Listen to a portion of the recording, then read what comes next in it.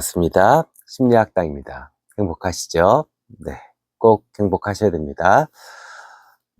한동안 영상을 자주자주 못 올려드렸어요. 그래서 아마 구독자님들이 야, 그 재미없는 영상 꾸준히 올리는 맛에 그래도 구독했는데 또 열심히 안 하네?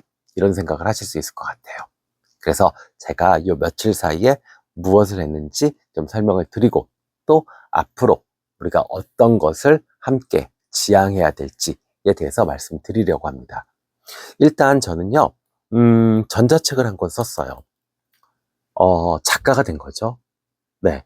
물론 첫 작품이라 그렇게 완성도가 높거나 그러지는 않아요. 그냥 가볍게, 그리고 기술적으로 전자책이 이렇게 만들어질 수 있고 이렇게 업로딩이 되고 이렇게 팔리는구나 정도를 테스팅을 해봤습니다.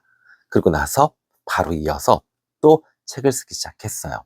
그래서 그 책은 슬기로운 연애생활, 조금 재밌는 그런 책이에요. 그래서 그리스 신화를 심리학으로 분석해서 12가지 스타일로 만들어냈습니다.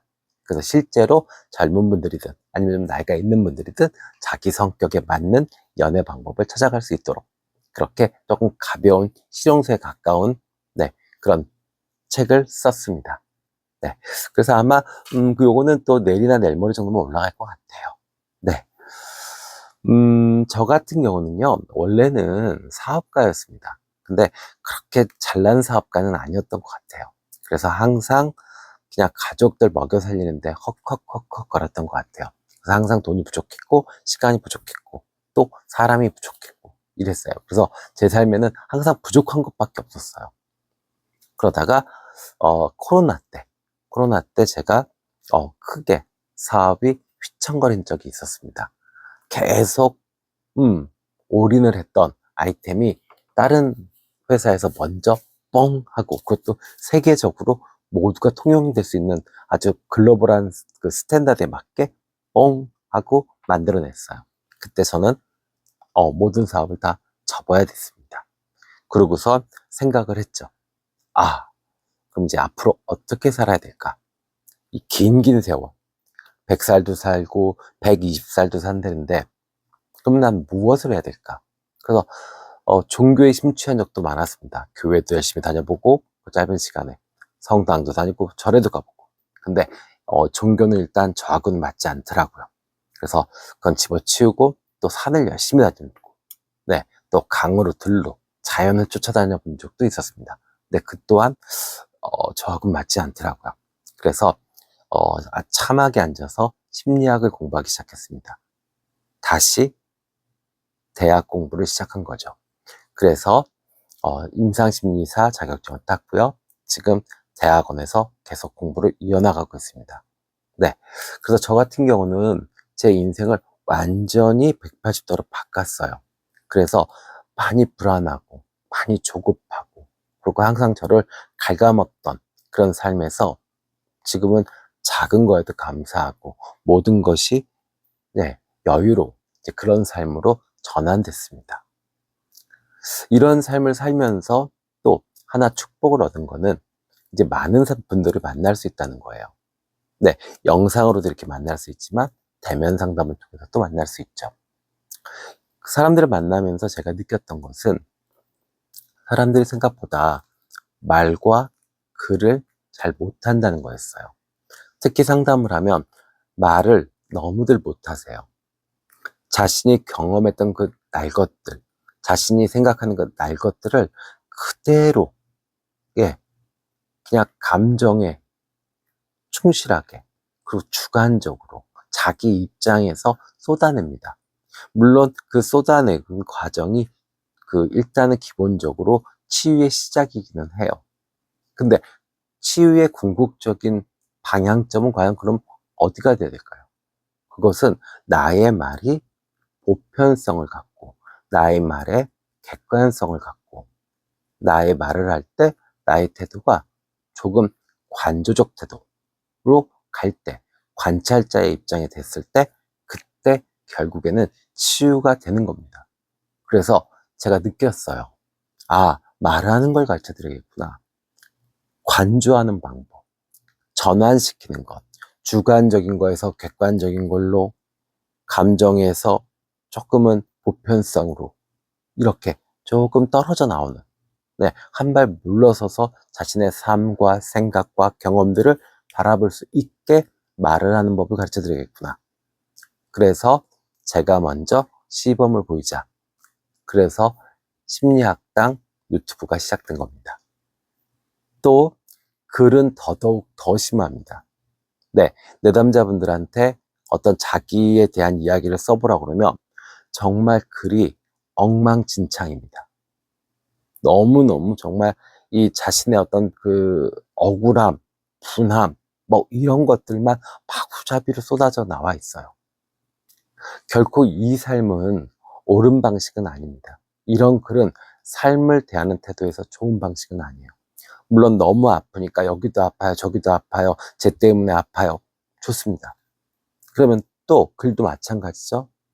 나의 경험과 나의 생각과 이런 것들을 한 발 물러서서 관조하고 객관적으로 바라봄으로써 보편성을 확보해야만, 그래야만 내 삶이 치유되는 것이고 또 그 글이 힘이 생기는 겁니다. 그래서 글쓰기도 가르쳐 드려야겠다. 그래서 먼저 저부터 해보자 라고 해서 전자책을 도전하기 시작했습니다. 물론 전자책은 이렇게 가볍게 쓸 거예요. 그리고 종이책은 조금 더 깊이 있고 조금 두께가 있는 그런 책을 준비하고 있습니다. 2개 준비하고 있는데 말씀드려 드릴까요? 첫 번째는요, 칼륨과 걷다입니다. 네, 어떤 내용이냐면 그냥 매일 걷는 남자가 있어요. 근데 매일 걷는데 어느 순간 괴팍하고 그리고 성질이 고약한 할아버지가 함께 걷고 있는 겁니다. 물론 영혼이에요. 네, 그 영혼이랑 계속 대화를 하는 겁니다. 그러면서 치유하고 인생의 답을 찾아가는. 네, 이거는 뭐 그 칼융 박사의 어마어마한 심리학을 깊이 있게 전달하겠다 이게 아니라 우리 삶에서요. 그런 거 있잖아요. 세금 내야 되는데, 네, 아이 공부 안 하는데, 와이프가 바가지 긁는데, 뭐 아니면은 음식물 쓰레기 갖다 버리다가도 칼융 박사를 만날 수 있습니다. 네, 이렇게 하면서 소소한 삶에서의 어떤 방향성을 잡아가는, 네, 그런 이야기로 준비하고 있어요. 또 하나는 나의 꽃 같은 시절이라는 소설입니다. 이거는 한 공간을 스치고 지나가는 두 남녀의 이야기예요. 서로가 서로의 존재를 인식합니다. 그런데 너무너무 상처들이 많아요. 각각. 그래서 사랑이 두렵습니다. 그래서 그냥 서로 관조하면서 서로 바라보면서 사랑을 하는 좀 아련하고 애잔한 그런 사랑 이야기입니다. 그것이 나의 꽃 같은 시절. 네, 소설로 준비하고 있습니다. 이렇게 그 전자책을 열심히 쓰고 또 유튜브로 여러분들과 대화를 많이 하다가 보면은 어느 순간 이것을 종이책으로 만드는 순간이 있을 거예요. 그때 저는 출판사를 내려고 합니다. 그 출판사를 내게 되면 여러분들과 본격적으로 말하는 법, 글 쓰는 법에 대해서 함께 공부하고 서로 치유할 수 있도록 프로세스를 짤 것이고 여러분들에게 기록으로 여러분의 삶이 기억될 수 있도록 기록으로 남기게 도와드릴 겁니다. 네, 그래서 요 며칠 사이에 제가 했던 일, 그리고 앞으로 여러분과 제가 어떤 것을 해야 될지, 물론 주말에 명상 같은 것도 가끔씩 할 거예요. 왜냐하면 일주일 정도에 한 번 정도는 내 마음의 상처를 좀 치유하고 나를 좀 보듬어주는 그런 시간은 필요하니까요. 그리고 주중에 영상은 최대한 빼먹지 않고 최선을 다해서 올리도록 하겠습니다. 그러면 우리가 이렇게 사라져가는 그런 삶이 아니라 기억되는 삶, 그 기억되기 위해서 기록하는 그런 삶을 살 수 있을 겁니다. 우리 모두 다 소중하잖아요. 이렇게 열심히 치열하게 애달게 살았는데 그냥 사라지고 잊혀지는 거 너무 속상하잖아요.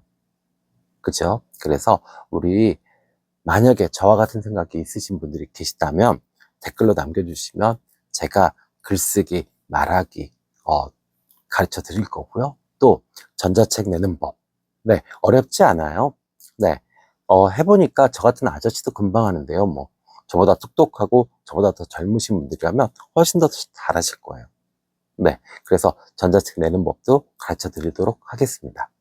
네, 지금까지 심리학당의 공사부였습니다. 감사합니다. 다음 시간에 뵙겠습니다.